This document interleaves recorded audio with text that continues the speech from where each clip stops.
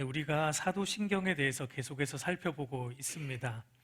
오늘 우리가 이제 살펴보고자 하는 것은 제목에도 나오지만 이제 부활하신 우리 구주께서 하늘로 올라가셨고, 그리고 지금 하나님 보좌 우편에 앉아 계시다라는 이 내용에 대해서 오늘 우리가 좀 살펴보고자 합니다. 우리 이 부분만 한번 같이 읽어보도록 할게요. 우리 사도신경 안에 있는 이 빨간색 부분만 한번 같이 읽어보도록 하겠습니다.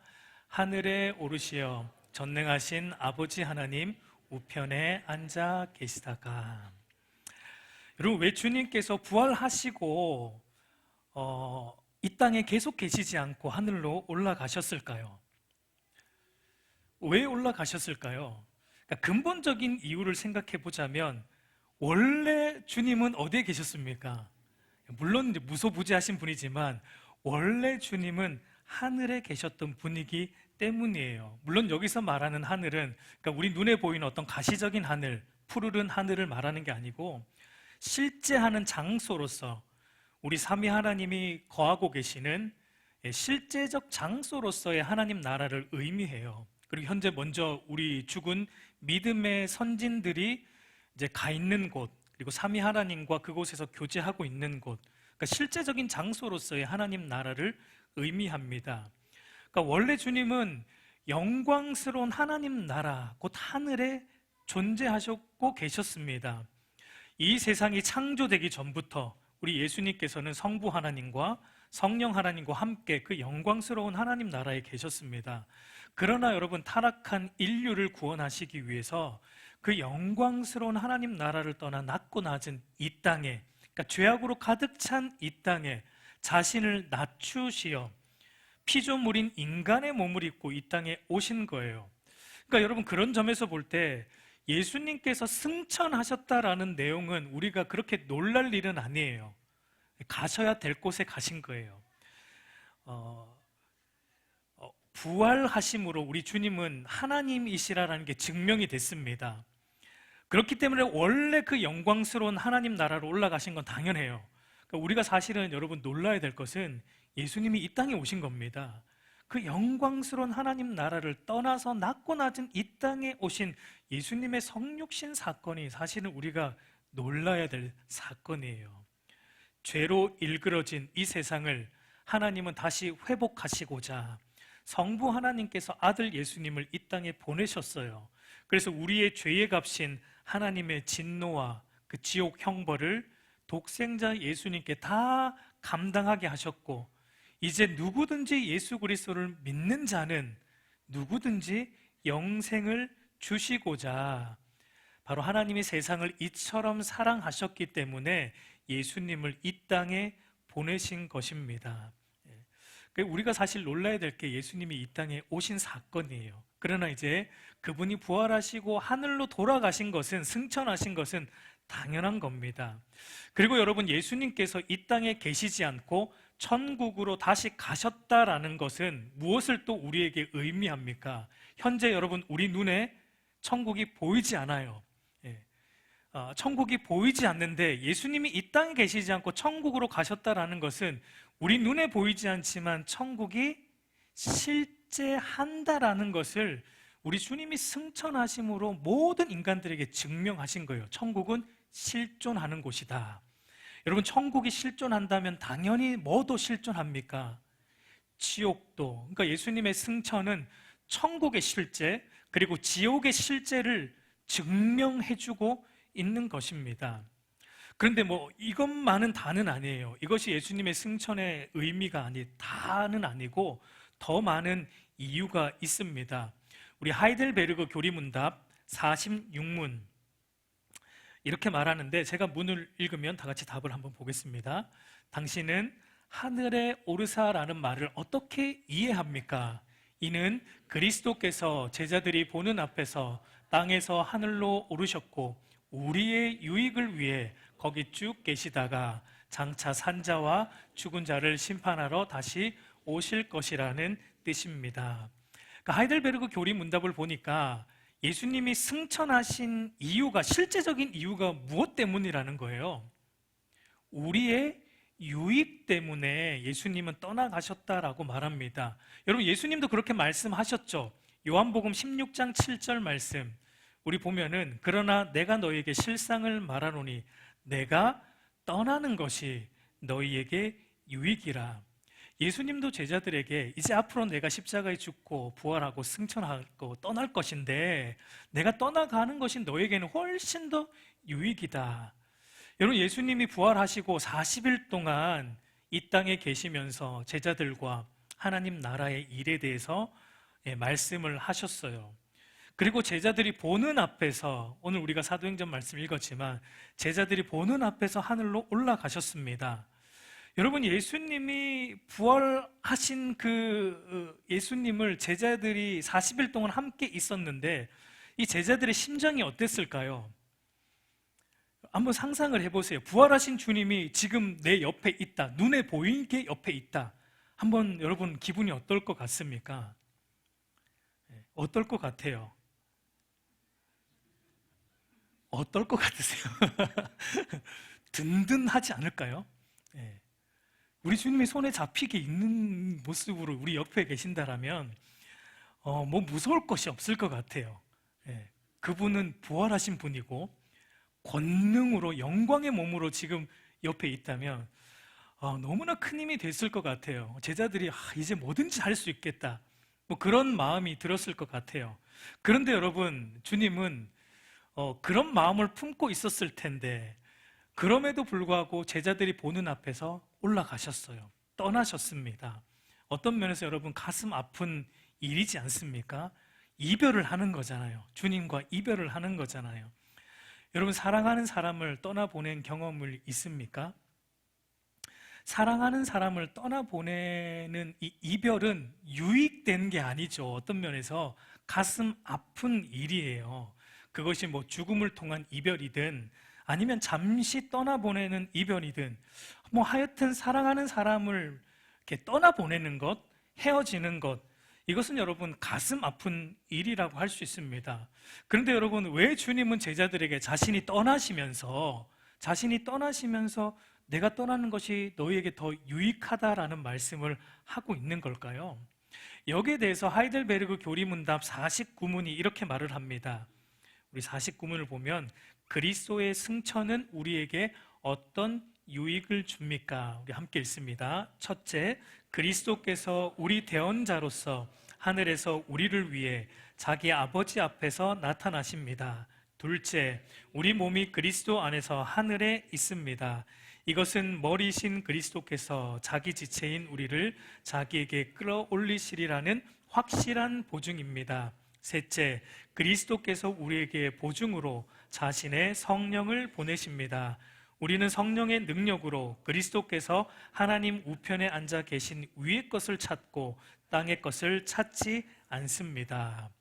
하이델베르그 교리 문답은 세 가지의 유익을 우리에게 말해줍니다. 예수님이 승천하시는 것이 우리에게 어떤 유익인가? 예수님이 우리 곁에 영원히 계시지 않고 우리 생각은 부활하신 주님이 우리 옆에 항상 붙어 계시면 너무 좋을 것 같은데 그러지 않고 그 주님이 떠나가시는 게 왜 우리에게 더 큰 유익인가? 세 가지를 말해주는데 첫 번째는 예수님께서 지금 승천하셔서 지금 하늘에서 우리를 위해 뭘 하고 계시다는 거예요. 우리의 대언자로 자리하고 계시다. 우리의 중보자가 되어 주신다기 때문에 유익하다는 겁니다. 우리 히브리서 4장 14절 16절 말씀 우리 한번 같이 읽어보겠습니다. 그러므로 우리에게 큰 대제사장이 계시니 승천하시니 곧 하나님의 아들 예수시라. 우리가 믿는 도리를 굳게 잡을지어다. 우리에게 있는 대제사장은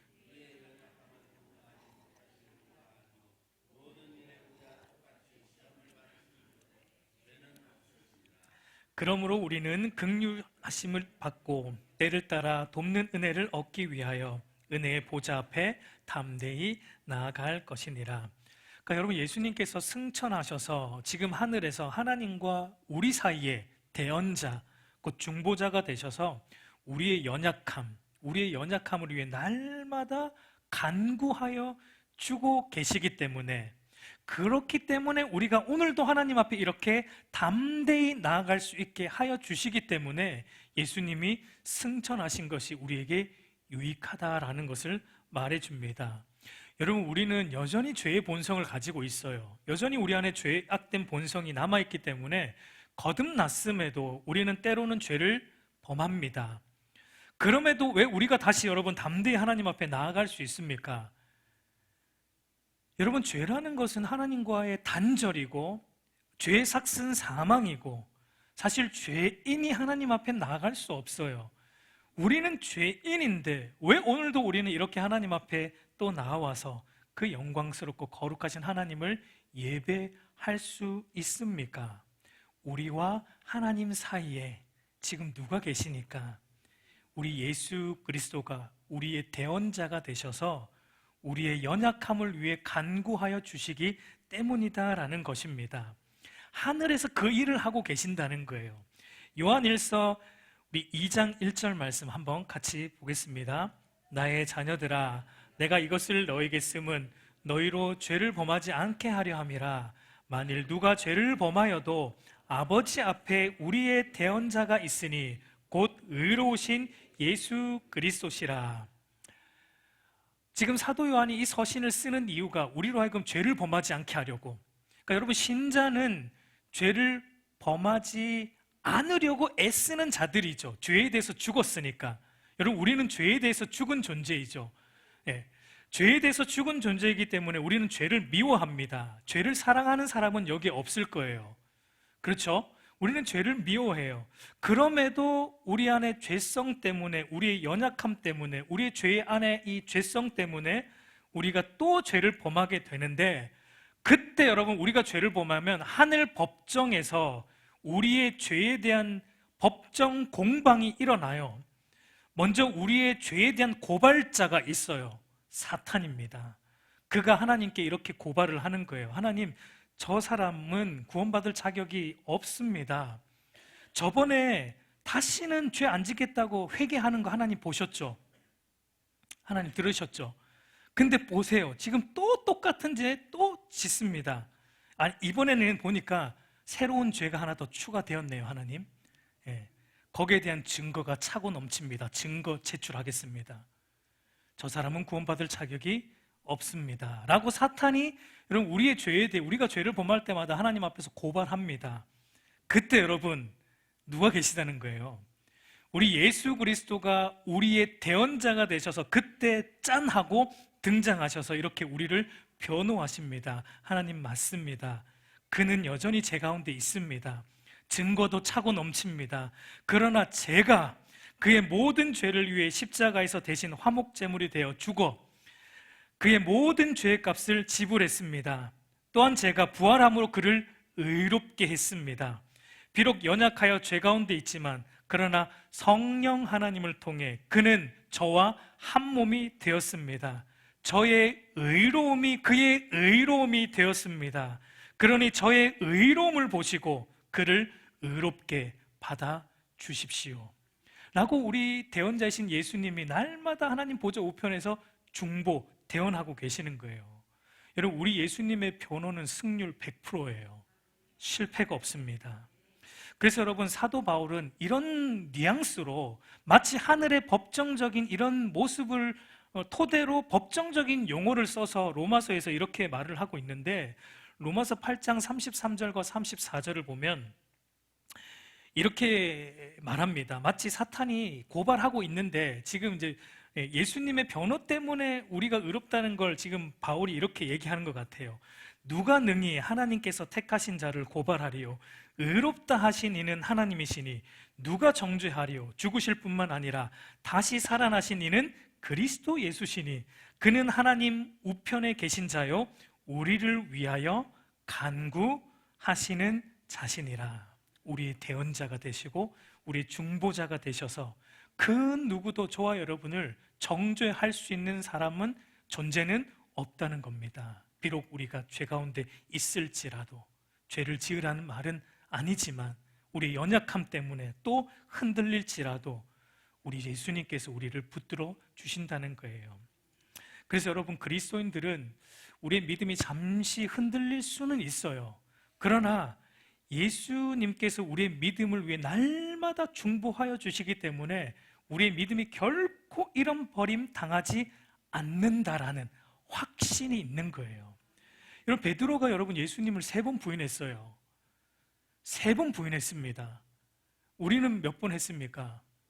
우리는 안 했잖아요. 베드로가 대놓고 3번 했어요. 우리는 대놓고는 안 하잖아요. 그렇죠? 은근히 하지만. 예. 대놓고 베드로는 3번 공식적으로, 그게 성경에 기록된 거잖아요. 이 정도면 여러분, 사탄이 충분히 고발할 수 있고 하나님이 모른 척 해도 될 것 같은데 왜 이 베드로를 하나님이 또 받아주십니까? 누가복음 한번 볼까요? 누가복음 22장 31, 32절 한번 같이 읽어보겠습니다. 시몬아 시몬아, 보라, 사탄이 너희를 밀가부르듯 하려고 요구하였으나 그러나 내가 너희를 위하여 내 믿음이 떨어지지 않기를 기도하였노니 너는 돌이킨 후에 내 형제를 굳게 하라. 이것 때문이잖아요. 여러분, 베드로의 믿음이 왜 떨어지지 않았습니까? 예수님께서 중보하여 주셨기 때문에. 믿음만 떨어진 게 아니에요. 예수님께서 중보하여 주셔서 그의 믿음을 세워주셨고, 그리고 나중에 어떻게 해요? 내 형제를 굳게 할 수 있는 그 신앙의 어떤 진보를 이룰 수 있는 자리까지 우리 예수님이 중보하여 주셨다라는 것을 보게 되는 거예요. 여러분, 우리 예수님 하늘에 올라가셔서 지금 그냥 보좌 우편에 앉아 가만 계시는 게 아니고 지금도 저와 여러분을 위해서 밤낮 쉬지 않고 중보하여 주시고, 주무시지도 않고, 우리 하나님 주무시지도 않고 쉬지도 않고 불철주야 저와 여러분을 지켜 인도하여 주고 있다라는 사실이에요. 여러분, 그래서 저와 여러분이 사실은 어떤 면에서 늘 죄 가운데, 물론 우리는 죄와 싸웁니다. 그러나 또 죄와 싸우다 넘어질 때가 있을 때에도 어떤 면에서 정말 뻔뻔하게 또 하나님 앞에 나올 수 있는 이유는 이것 때문이에요. 우리 예수님이 사이에 계시기 때문에. 그렇기 때문에 우리는 끊임없이 하나님 앞에 또 나오는 것입니다. 이것이 첫 번째 유익이에요. 그리고 두 번째 유익은, 우리 주님 승천하시는 두 번째 유익은 뭐냐면, 부활의 몸을 가진 예수님께서 지금 하늘에 계시기 때문에 우리는 그리스도와 한 몸을 이룬 신자들입니다. 그러니까 그리스도와 한 몸을 이룬 신자들도 이미 지금 어디에 있다는 거예요? 우리의 영적 실존은 지금 이 땅이 아니라 주님과 함께 하늘에 있다라는 것을 깨닫게 하고, 그리고 또 언젠가는 우리도 부활의 몸으로 주님이 계신 그곳에 함께 있게 될 것에 대한 확신을 우리에게 가지게 하시기 위해서 떠나신 것입니다. 에베소서 2장 6절 말씀 보면, 또 함께 일으키사 그리스도 예수 안에서 함께 하늘에 앉히시니.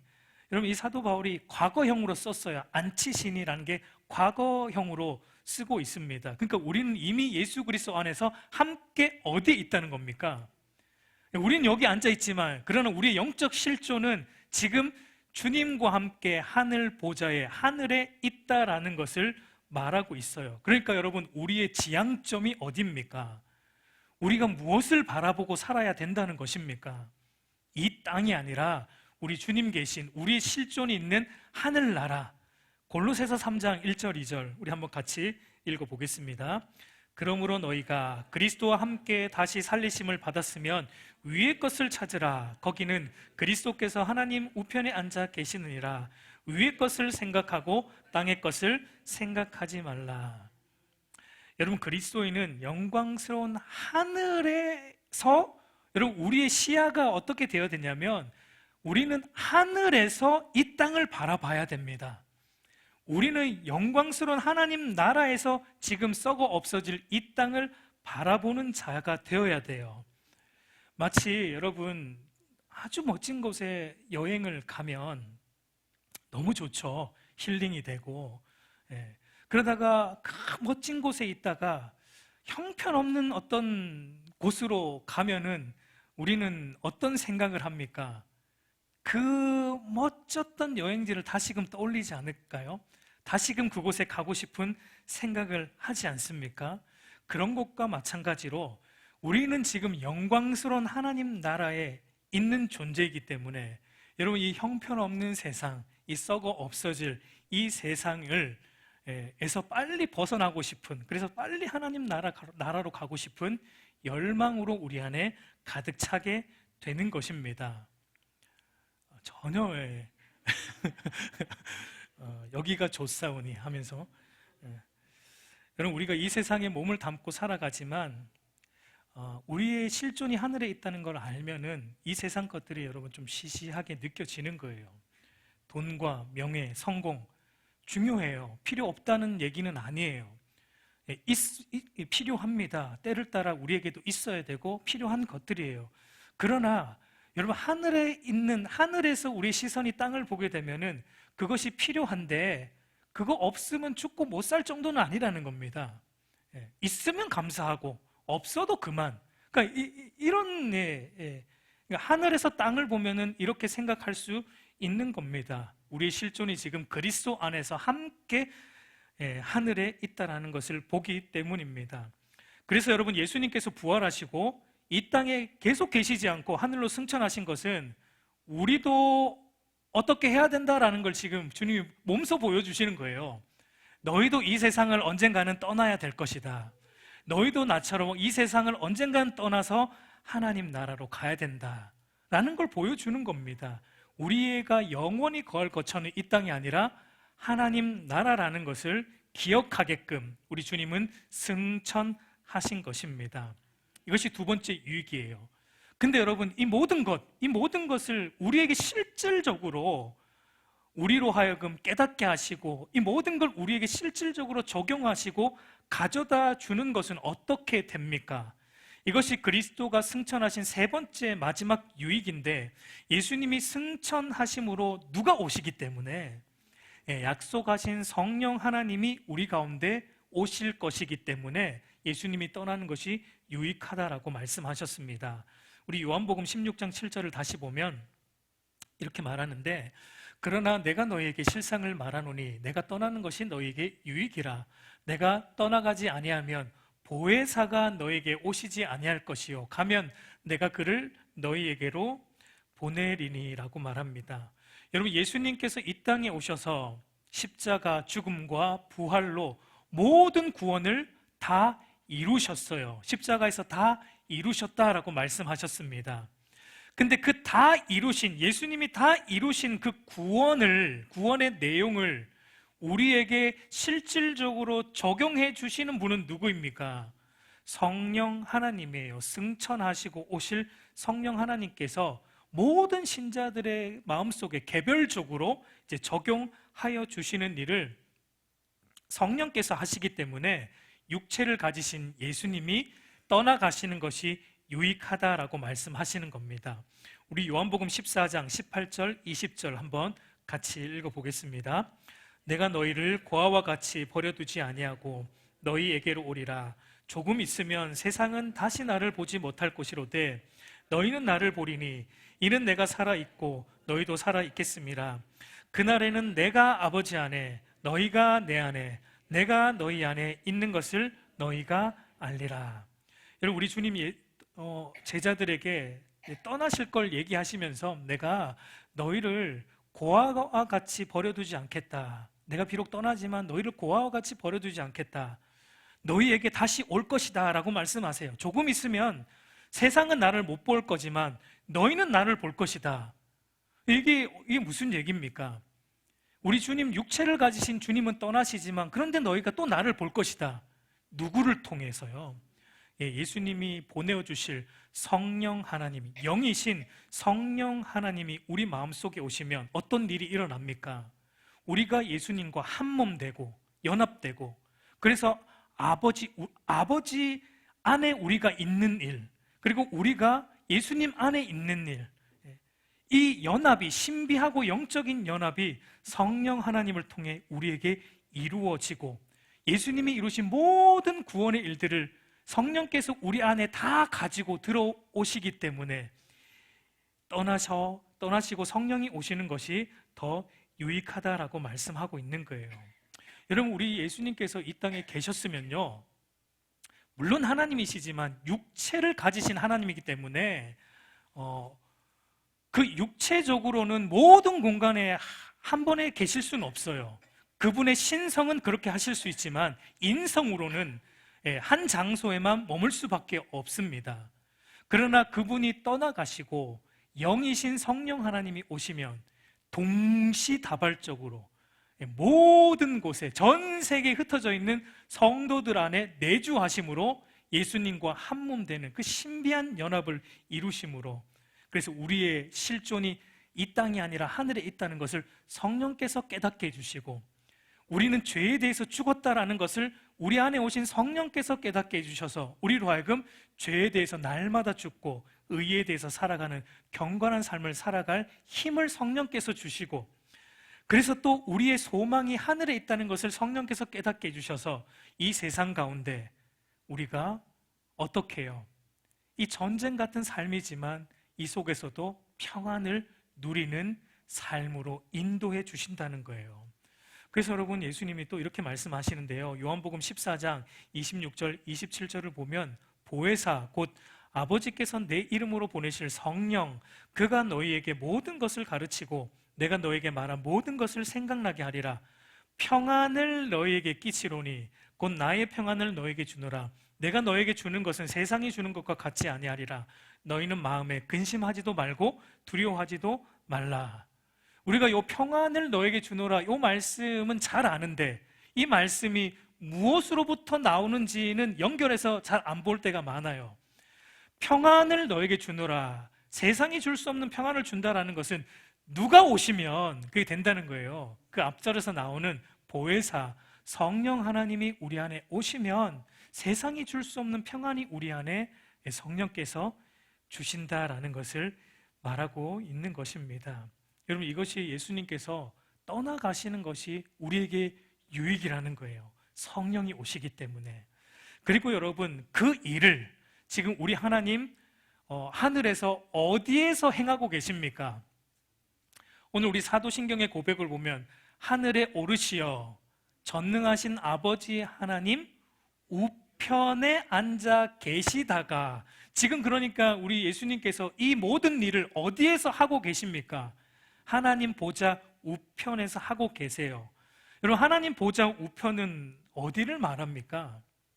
여러분, 천국에 가면, 하나님 나라 가면 의자가 두 개가 있는데요, 하나는 우리 성부 하나님 앉아 계시고 우리 성부 하나님 우편에 우리 성자 예수님 앉아 계신다, 뭐 그런 의미일까요? 그런 의미는 아니죠. 왜냐하면 여러분, 성부 하나님은 육체가 없으신 분이에요. 영이십니다. 그분이 의자에 앉으실 일이 없어요. 이 하나님 보좌 우편이라는 것은 상징적인 의미예요. 보좌라는 것, 왕자, 보좌라는 것은 무엇을 상징하는 겁니까? 통치권이죠. 왕적 통치권. 왕의 의자라는 것은 통치권이에요. 그러니까 보좌는 왕적 통치권이고, 우편이라는 것은 무엇을 상징합니까? 우리가 흔히 누구의 오른팔 할 때도 뭔가 힘을 쓸 수 있는 사람이잖아요. 우편이라는 것은 권능, 힘을 상징합니다. 그러니까 하나님 보좌 우편이라는 것은 예수님께서 모든 만물의 왕으로서 좌정하셨다. 그리고 그분이 신적 능력으로 모든 만물을 다스리시고 통치하신다라는 것을 의미하는 겁니다. 시편 103편 19절 말씀을 보면 여호와께서 그의 보좌를 하늘에 세우시고 그의 왕권으로 만유를 다스리시도다. 시편 기자도 보좌와 왕권을 동일시하고 있습니다. 보좌라는 것은 왕권이라는 거예요. 그러니까 여러분, 예수님께서 하늘에 오르셨고 하나님 보좌 우편에 앉으셨다라는 것은, 예수님께서 부활하시고 하늘에 오르셨고 보좌 우편에 앉으신 것은 예수님이 만왕의 왕으로 즉위식, 왕으로서의 즉위식을 한 겁니다. 그리고 만왕의 왕으로서 모든 세계를 신적 능력으로 통치하시고 다스리고 있다라는 것을 의미합니다. 에베소서 1장 20절 22절 우리 한번 같이 읽겠습니다.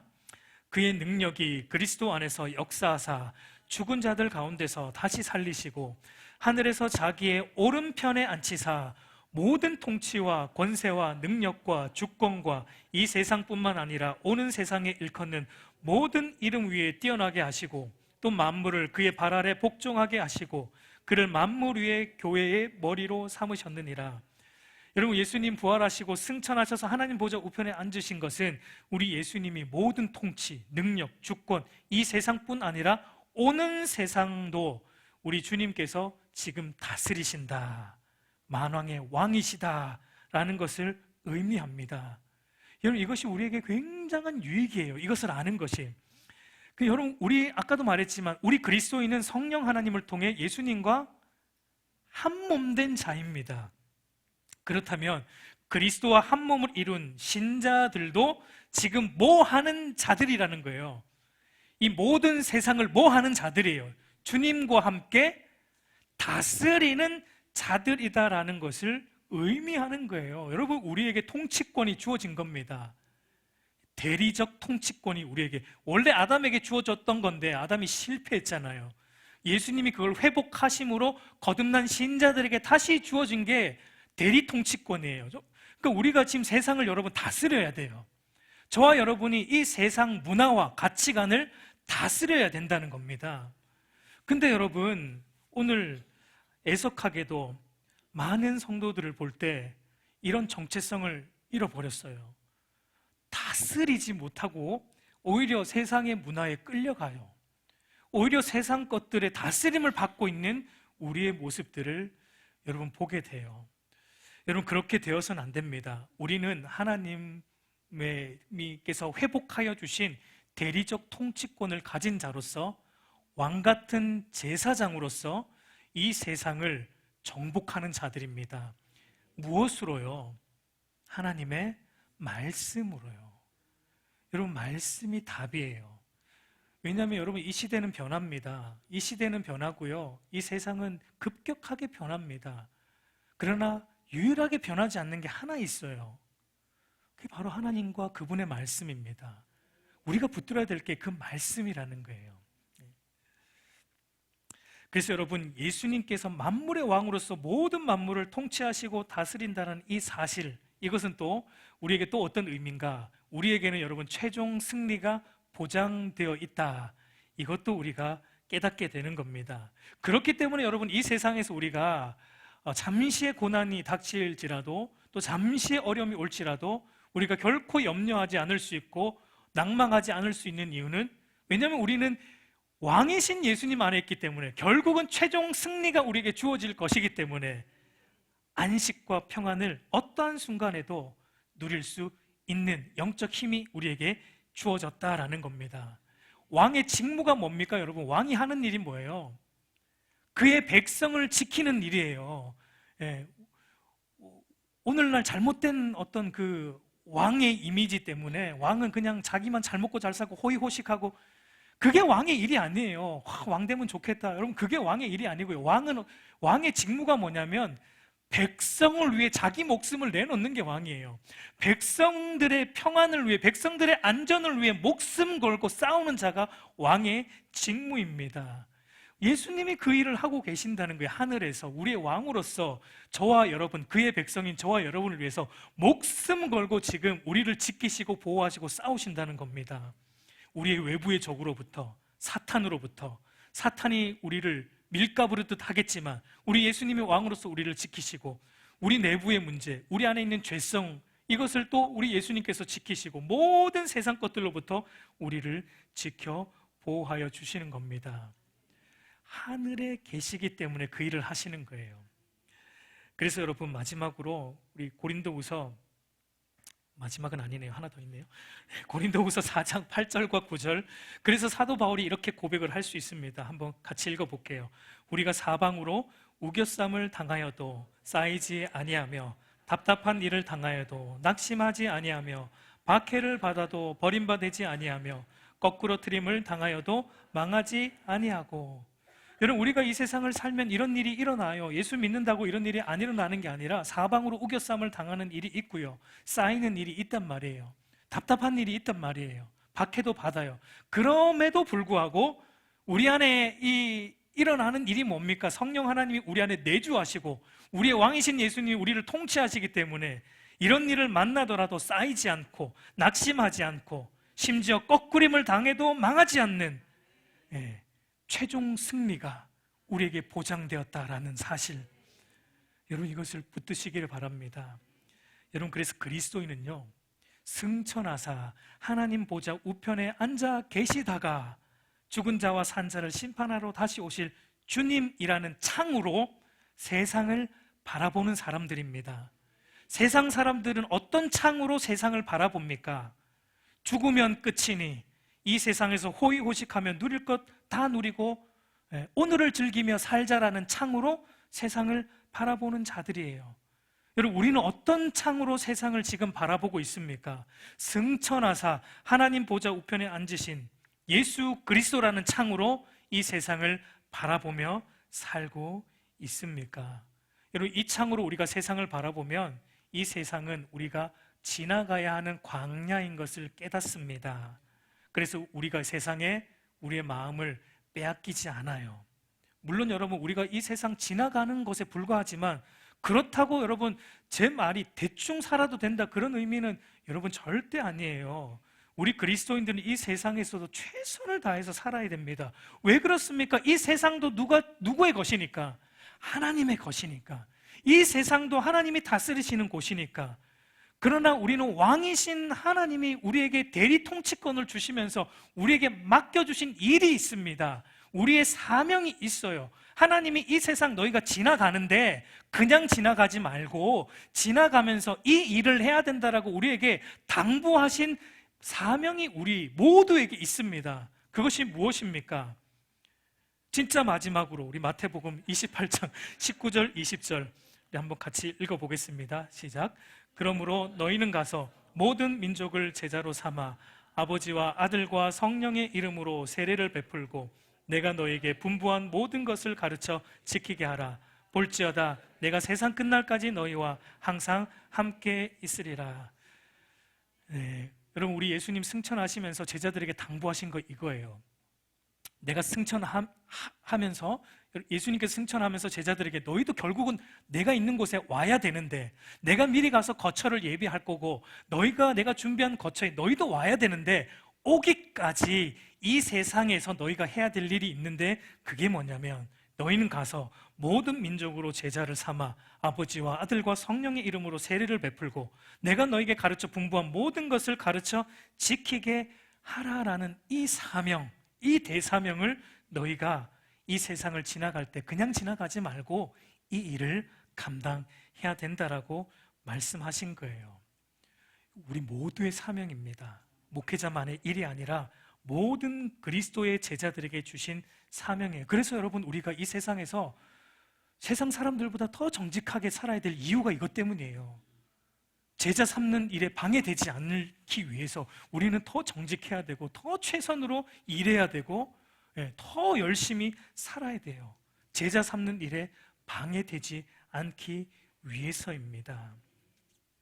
그러나 여러분, 이 세상 자체가 우리의 삶의 목적은 될 수 없다라는 것, 우리의 삶의 최종 목적지는 승천하사 하나님 보좌 우편에 앉아 계신 예수 그리스도가 계신 그곳이라는 것 우리가 알아야 돼요. 그래서 칼빈은 이렇게 말을 했습니다. 우리는 이 세상을 마치 낯선 나라처럼 여기고 통과해 가는 법을 배워야 합니다. 이 땅의 모든 일을 가볍게 대하고 우리의 마음을 그 안에 두기를 거부하는 삶을 배워가야 합니다. 우리 사랑하는 성도 여러분, 이제 말씀을 맺겠습니다. 우리 주님께서 하늘에 오르사 하나님 보좌 우편에서 저와 여러분의 인생만이 아니라 모든 만물을 지금 말씀으로 다스리시고 통치하십니다. 여러분, 우리는 성령 하나님을 통해 만왕의 왕이신 예수님 안에 있습니다. 그 만왕의 왕이신 예수님이 또 우리 안에 계십니다. 여러분, 이 믿음의 도리를 굳게 잡으시기 바랍니다. 이 믿음의 도리가 우리가 세상을 이길 힘이에요. 유일한 힘입니다. 이 믿음이 우리를 승리케 할 것입니다. 여러분, 그 은혜가 저와 여러분에게 있기를 우리 주님의 이름으로 축복합니다.